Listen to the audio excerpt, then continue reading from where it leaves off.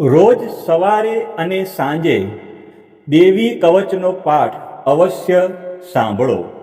દેવી કવચ સાંભળતા પહેલા કોમેન્ટમાં તમારી કુળદેવીનું નામ જરૂરથી લખજો. હવે આપણે દેવી કવચનો પાઠ શરૂ કરીશું. ઓમ ચંડિકા દેવીને નમસ્કાર. માર્કંડેયજીએ કહ્યું, હે પિતામહ, જે આ સંસારમાં પરમ ગોપનીય અને મનુષ્યનું બધી રીતે રક્ષણ કરનારું છે અને જેને તમે અત્યાર સુધી બીજા કોઈ સામે પ્રગટ ન કર્યું હોય એવું કોઈ સાધન મને કહી બતાવો. બ્રહ્માજી બોલ્યા, હે બ્રાહ્મણ, એવું સાધન તો એકમાત્ર દેવીનું કવચ જ છે, જે ગોપનીય કરતાં પણ પરમ ગોપનીય, પવિત્ર તથા બધા પ્રાણીઓ ઉપર ઉપકાર કરનારું છે. હે મહામુનિ, તે તમે ધ્યાનથી સાંભળો. દેવીની 9 મૂર્તિઓ છે. તેમને નવદુર્ગા કહે છે. તેમના અલગ અલગ નામો બતાવવામાં આવે છે.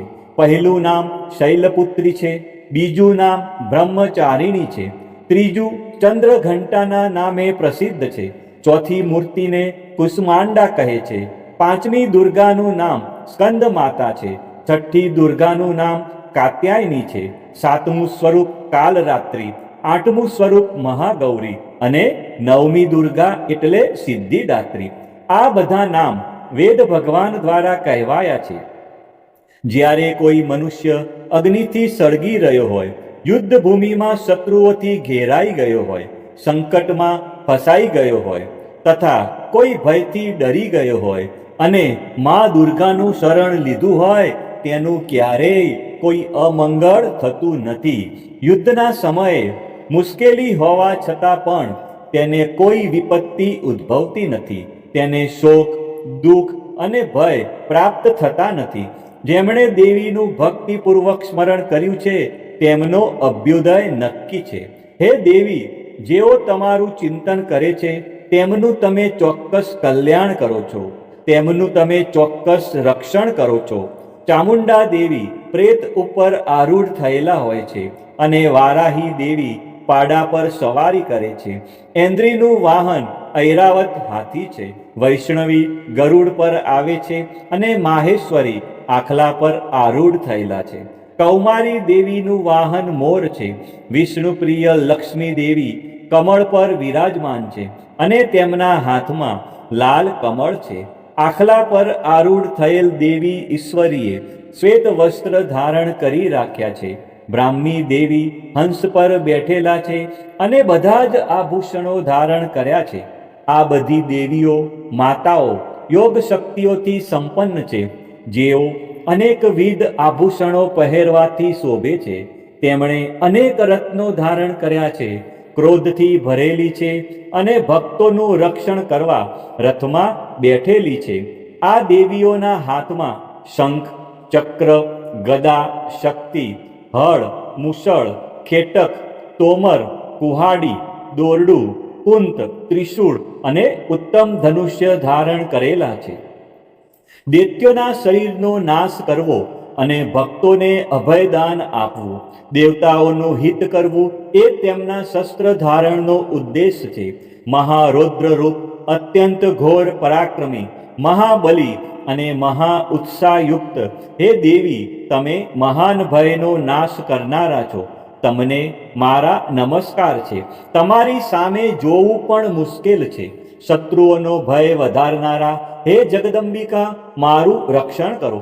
પૂર્વ દિશામાં ઇન્દ્રિય શક્તિ મારું રક્ષણ કરે, અગ્નિખૂણામાં અગ્નિ શક્તિ, દક્ષિણ દિશામાં વારાહી તથા નૈઋત્ય ખૂણામાં ખગધારિણી દેવી મારું રક્ષણ કરે, પશ્ચિમ દિશામાં વારુણી દેવી અને વાયવ્ય ખૂણામાં હરણ પર સવારી કરનારા દેવી મારું રક્ષણ કરે, ઉત્તર દિશામાં કુમારી અને ઈશાન ખૂણામાં શૂલધારિણી દેવી મારું રક્ષણ કરે. હે બ્રહ્માણી, તમે ઉપરની બાજુએ મારું રક્ષણ કરો. હે વૈષ્ણવી દેવી, તમે નીચેની બાજુએ મારું રક્ષણ કરો. આ જ પ્રમાણે શબ જેનું વાહન છે તે ચામુંડા દેવી દસે દિશાઓમાં મારું રક્ષણ કરો. જયા આગળની બાજુએ અને વિજયા પાછળની બાજુએ રક્ષણ કરે. ડાબા ભાગે અજિતા દેવી, જમણા ભાગે અપરાજિતા મારું રક્ષણ કરે. ઉદ્યોતિની શિખાનું રક્ષણ કરે અને ઉમાદેવી મારા મસ્તક પર વિરાજિત થઈને મારું રક્ષણ કરે. માલાધરી દેવી મારા કપાળનું અને યશસ્વીની દેવી મારી ભમરોનું રક્ષણ કરે. ત્રિનેત્રા દેવી ભમરોના મધ્ય ભાગનું અને યમઘંટા દેવી નાસિકાઓનું રક્ષણ કરે. શંખીની દેવી બંને આંખોના મધ્ય ભાગનું રક્ષણ કરે અને દ્વારવાસીની દેવી કાનોનું રક્ષણ કરે. કાલિકા ગાલોનું તથા સાંકરી કાનોના મૂળ ભાગોનું રક્ષણ કરે. સુગંધા નાસિકાઓની અને ચર્ચિકા દેવી ઉપરના હોઠનું રક્ષણ કરે. અમૃતકલા નીચેના હોઠનું અને સરસ્વતી દેવી જીભનું રક્ષણ કરે. કૌમારી દેવી મારા દાંતોનું અને ચંડિકા દેવી કંઠ ભાગનું રક્ષણ કરે. ચિત્રઘંટા દેવી ગળાની ઘંટિકાનું અને મહામાયા દેવી તાળવાનું રક્ષણ કરે. કામાક્ષી દેવી દાઢીનું અને સર્વમંગલા મારી વાણીનું રક્ષણ કરે. નીલગ્રીવા દેવી કંઠના બહારના ભાગનું અને અન્નનલિકાનું કૌબેરી દેવી રક્ષણ કરે. ખગીની બંને ખભાઓનું અને વ્રજધારિણી દેવી મારા બંને બાહુઓનું રક્ષણ કરે. દંડીની દેવી બંને હાથોનું અને અંબિકા દેવી આંગળીઓનું રક્ષણ કરે. શુલેશ્વરી દેવી નખોનું રક્ષણ કરે અને કુલેશ્વરી દેવી કુખ પેટનું રક્ષણ કરે. મહાદેવી બંને સ્તનોનું અને શોક વિનાશીની દેવી મનનું રક્ષણ કરે. લલિતા દેવી હૃદયનું અને શૂલધારિણી ઉદરનું રક્ષણ કરે. કામિની દેવી નાભીનું અને ગુહેશ્વરી દેવી ગુહ ભાગનું રક્ષણ કરે. પૂતના અને કામિકા દેવી લિંગનું અને પાડાને વાહન બનાવનાર દેવી ગુદાનું રક્ષણ કરે. ભગવતી કટી પ્રદેશનું અને ઘૂંટણોની રક્ષા વિંધ્યવાસિની દેવી કરે. સર્વ કામનાઓ પૂરી કરનારા દેવી જંઘાઓનું રક્ષણ કરે.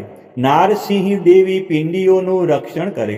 તૈજસી બંને પગોના પૃષ્ઠ ભાગનું રક્ષણ કરે. શ્રીદેવી પગોની આંગળીઓનું અને તલવાસીની દેવી પગના તળિયાનું રક્ષણ કરે. પોતાની વિકરાળ દાઢોથી ભયંકર દેખાતા કરાલી દેવી નખોનું અને ઉદ્ધવકેશીની દેવી વાળનું રક્ષણ કરે. કૌબેરી દેવી રૂવાંટીના છિદ્રોનું અને વાઘેશ્વરી દેવી ત્વચાનું રક્ષણ કરે. પાર્વતી રક્ત મજ્જા વસા માંસ હાડકા અને મેદનું રક્ષણ કરે. કાલરાત્રિ આંતરડાઓનું અને મુકુટેશ્વરી પિત્તનું રક્ષણ કરે. પદ્માવતી કમળ કોષોના મૂળ આધારનું અને ચૂડામણી કફનું રક્ષણ કરે. જ્વાળામુખી નખોના તેજનું અને અભેગા સમસ્ત સાંધાઓનું રક્ષણ કરે. હે બ્રહ્માણી, તમે મારા વીર્યનું રક્ષણ કરો.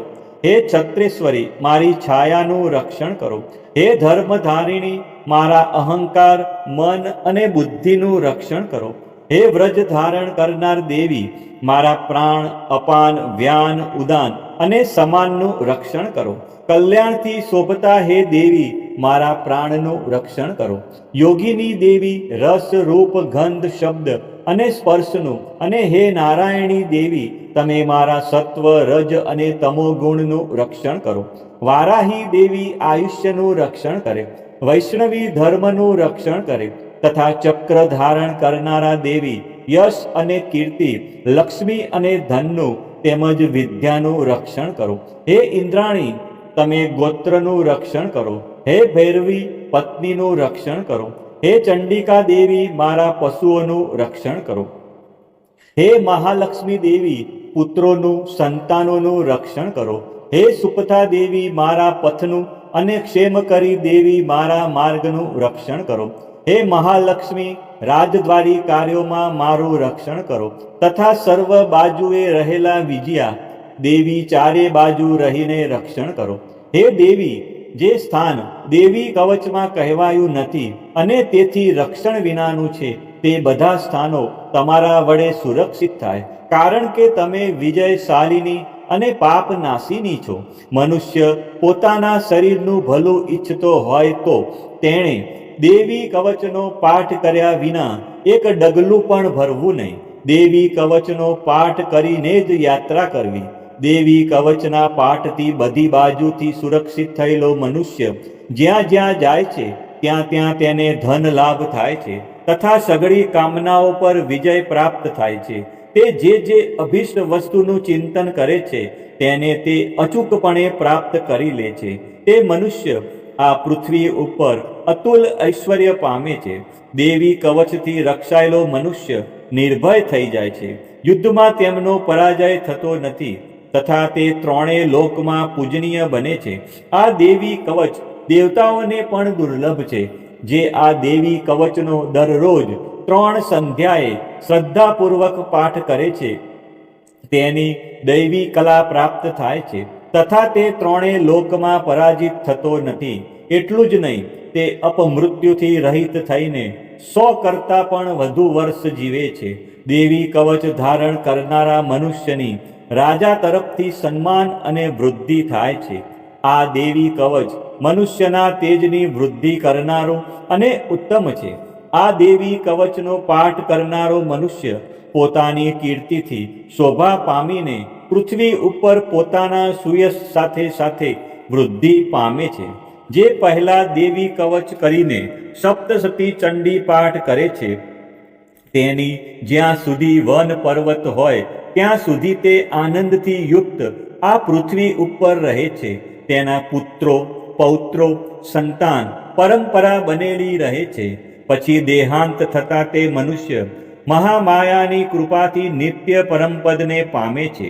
જે દેવતાઓને પણ દુર્લભ છે. તે સુંદર દિવ્ય રૂપ ધારણ કરે છે અને કલ્યાણ શિવની સાથે આનંદનો ભાગી બને છે.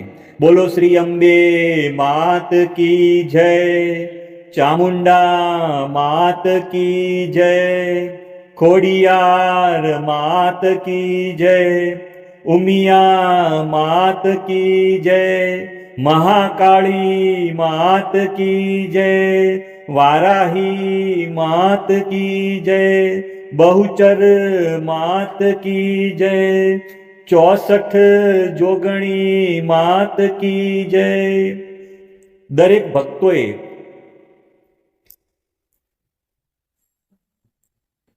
આ જ પ્રમાણે રોજ સવારે અને સાંજે દેવી કવચનો પાઠ અવશ્ય સાંભળવો તથા કોમેન્ટમાં પોતાની કુળદેવીનું નામ અવશ્ય લખવું.